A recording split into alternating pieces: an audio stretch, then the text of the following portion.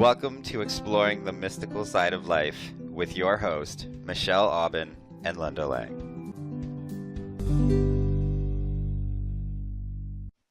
Hi, I am Michelle Aubin, and I help people get in touch with their inner healer. And I'm here today with my co-host, Linda Lang. Hi, Linda. Hi, Michelle. This is Linda Lang from ThoughtChange.com. I'm an energy healer and a personal transformation specialist. So we have a great topic today. We do. So we are going to talk about hypnosis and self-hypnosis. So we each have something different to bring to this conversation, and I'm excited about it. So I love hypnosis. It's so relaxing and so fascinating and such a really interesting way to explore aspects within you that you really don't have access to any other way. there's so much potential, and it's such a big topic. But what I want to do for everyone listening to this to set a framework is to say, if nothing else, you can learn self-hypnosis or listen to audios just for that wonderful feeling that you were talking about of relaxing.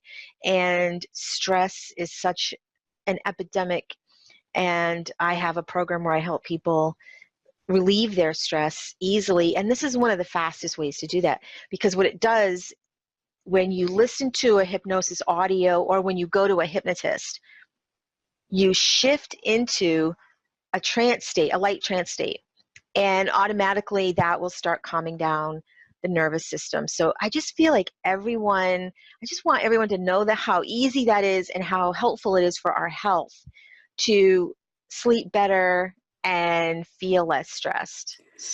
So, Michelle, I think trance is a word that's maybe scary for some people, and yet it's something so natural that we do, all throughout the day. I'm not going to jump to like an official definition. I'm going to jump in by saying that we go in and out of different brainwave frequency states throughout the day and night, meaning that when they measure the electrical activity in our brains, normally there's constant shifting happening with our brainwave states.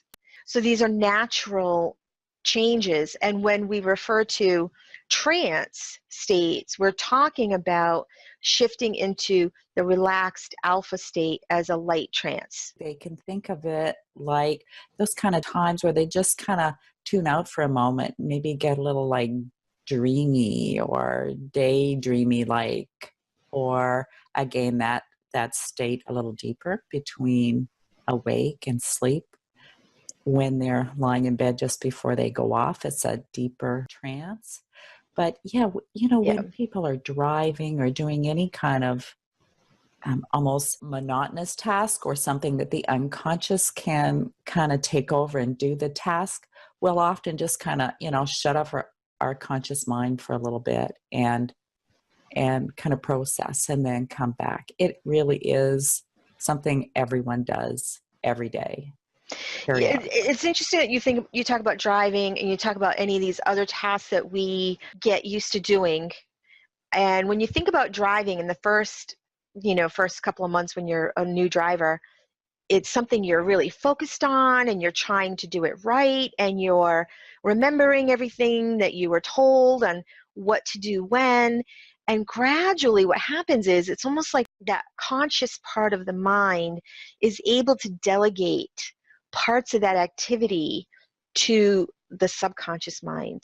And it's a really interesting thing because that's when the conscious mind relaxes. And we say when someone goes into a trance state that the conscious we call it the critical thinking part of the mind, relaxes. And what that allows, when you can get into that state, when you're driving, when you're running or exercising, whatever it is you're doing, that's when you can implant a suggestion to make improvements in your life that you want to make. And it amplifies it amplifies the power of that suggestion. There are so many benefits to hypnosis and guided meditations even can take you into that state where you can access, keener learning Oh, yeah. or improving health, improving sleep, ability to handle life issues. I mean, it's just an endless list. I wish all elementary school and high school teachers learned hypnosis techniques, because that's a great state of mind to be receptive to learning for students. And oftentimes students are told, stop daydreaming, pay attention, focus.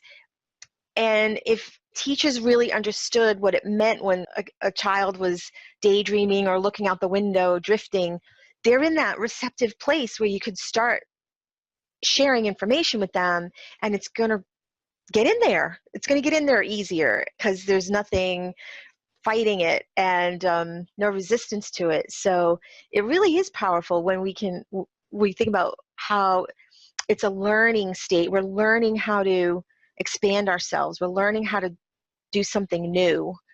You were telling me also about some really cool things you were doing with self-hypnosis. Yeah, absolutely. I had an email conversation actually with a client of mine, and she was telling me about all the changes happening in her life and how she felt like the universe was creating a lot of opportunity for her to propel her on her purpose. So I woke up actually the next morning with a script to activate the memory of our life purpose inside us, because we come here with a purpose. Our higher self knows our purpose. I believe our unconscious mind also knows that purpose, and that we are hardwired for that purpose with gifts and interests and desires to kind of lead us on the path. So I woke up and I wrote and recorded this script before I even had breakfast. It's amazing. And I've been listening to it ever since. And it's short. It's, I don't know, maybe 15 minutes long, but it's enough to get you into that kind of trance state.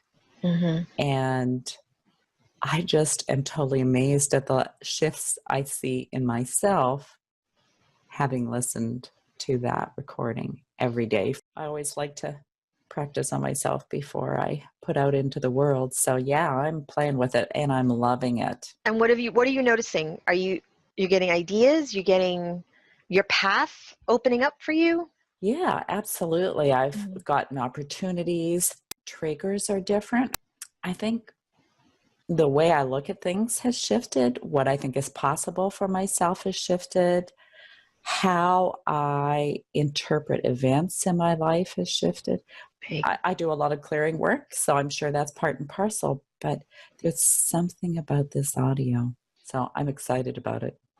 Well, that's a great takeaway for anyone who's ever thought of, does any of this work? And, my take on whether it's worth the investment of time, money, or whatever to try something is to think about, are there any negative side effects? And there really are no negative side effects to self-hypnosis. And I don't see why anybody wouldn't want to experiment like you have. This is so accessible, and there's no negatives. My belief in what's negative about hypnosis is that unless we are aware of how we are being hypnotized already by marketers, politicians, the media, all of these other things, we're already being implanted with suggestions whenever we're exposing ourselves, especially because when we watch television, we're in a meditative state. And when they show that commercial with the pizza coming at you, that's a suggestion. It's a visual suggestion. And they implant triggers. When you see a certain color, you're going to want pizza. It's not anything necessarily more nefarious than they want to sell pizza, for example.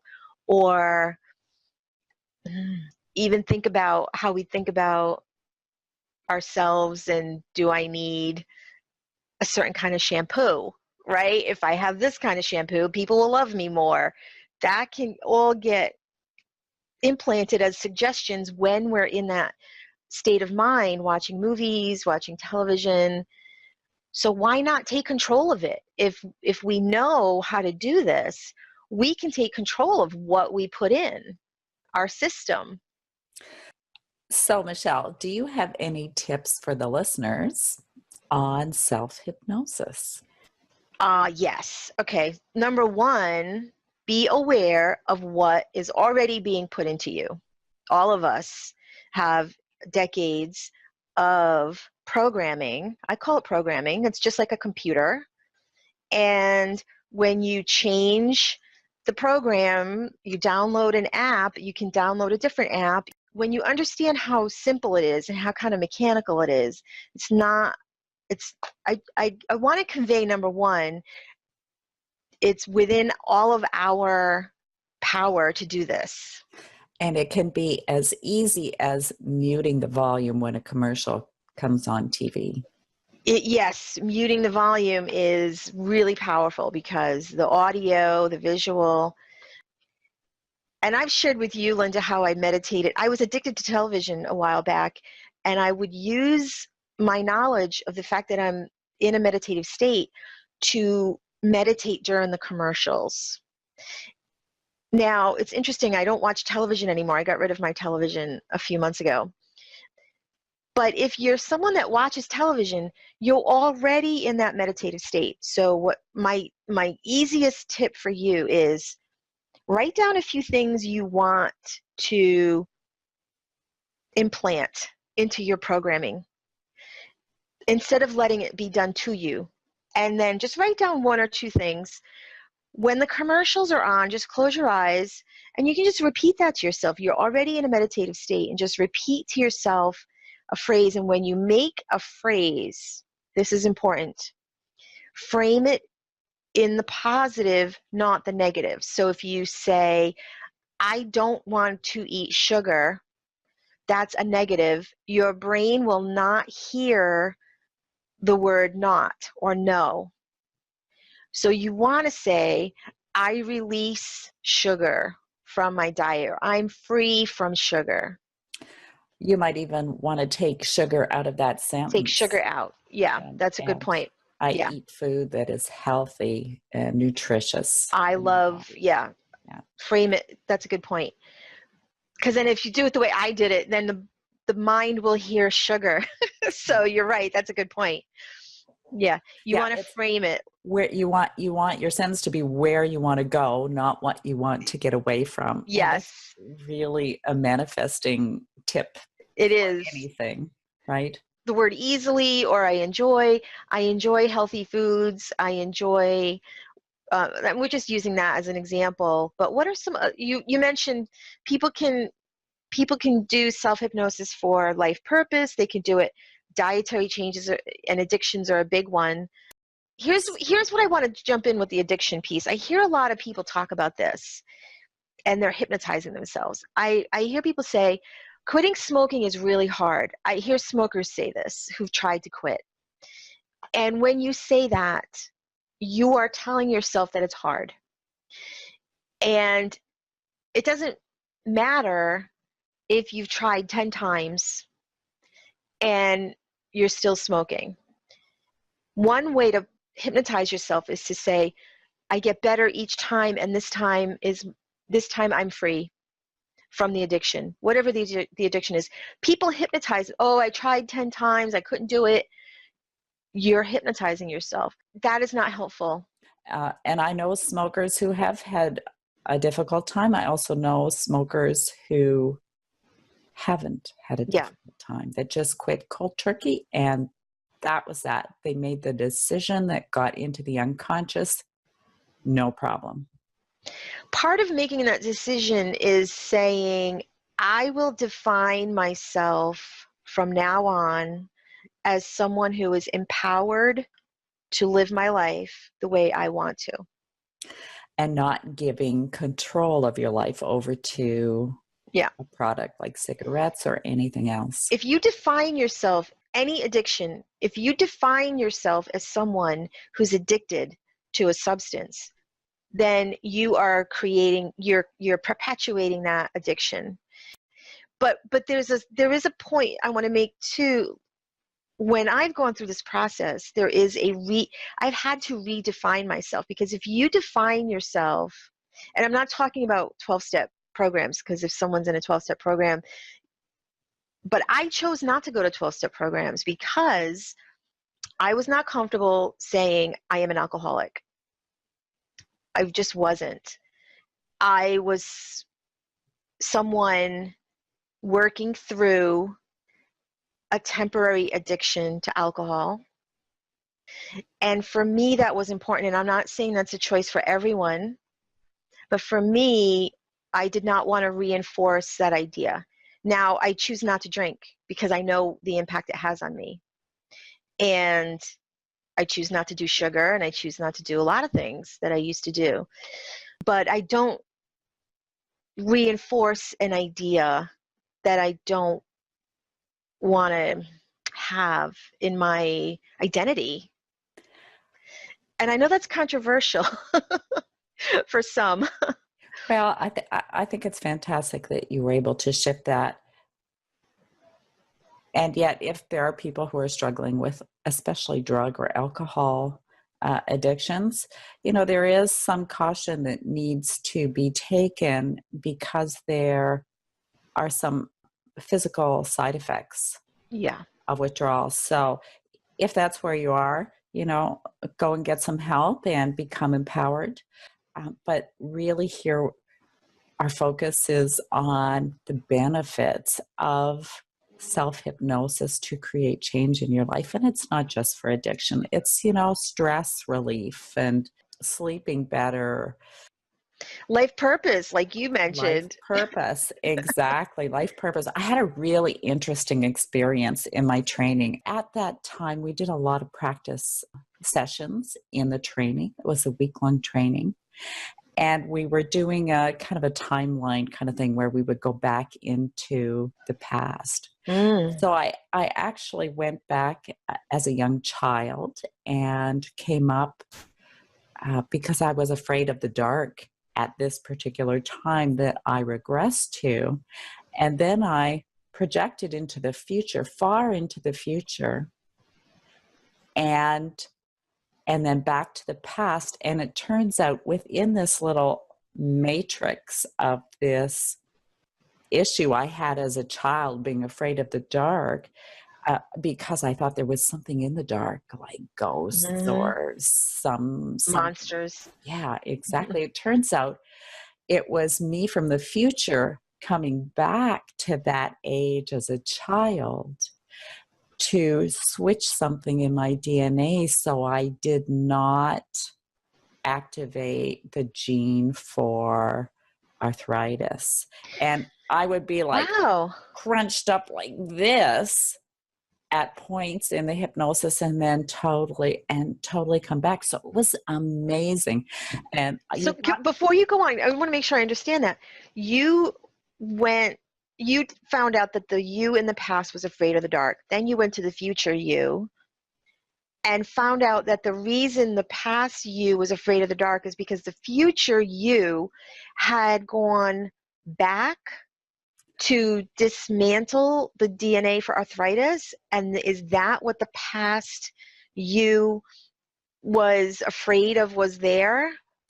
Well, it was like, you're a little kid and your mom and dad are like, no, there's nothing there. Just go to sleep. There's nothing there. Yeah. But there was something there. There was me from the future. And I could sense something was in the room, but I didn't know what it was. So it was really interesting having this hypnosis experience, and just the impact or implications of that whole scenario happening. Like, it's phenomenal. That is phenomenal. You have to feel for the student that had no experience with hypnosis and then hear I'm having this like really intense experience in the chair.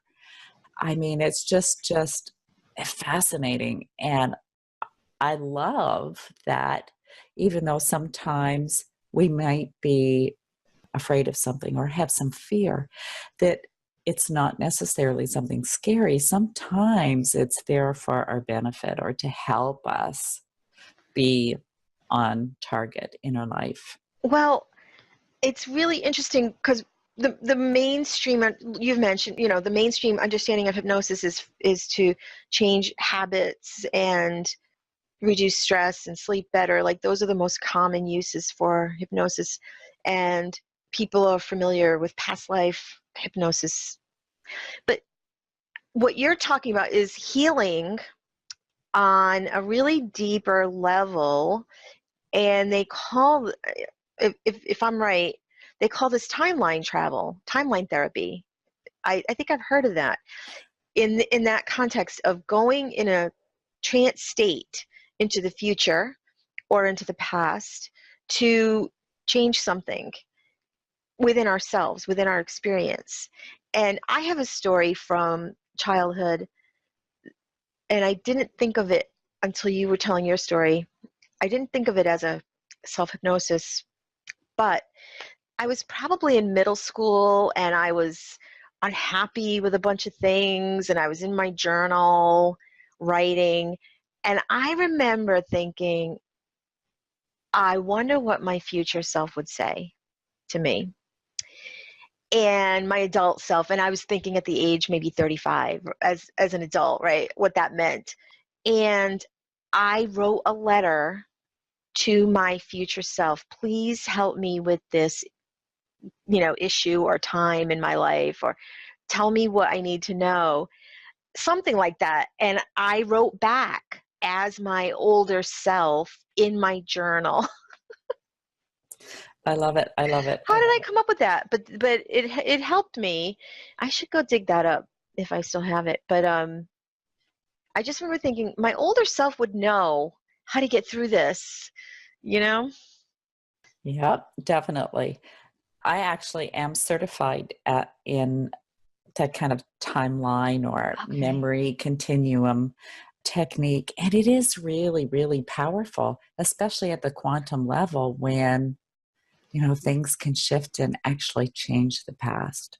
And It, that's what you did. That's what that experience is. yeah, that's Yeah, amazing. exactly it. It's fantastic and something everyone can, investigate and see if they're game for a little adventure in their life.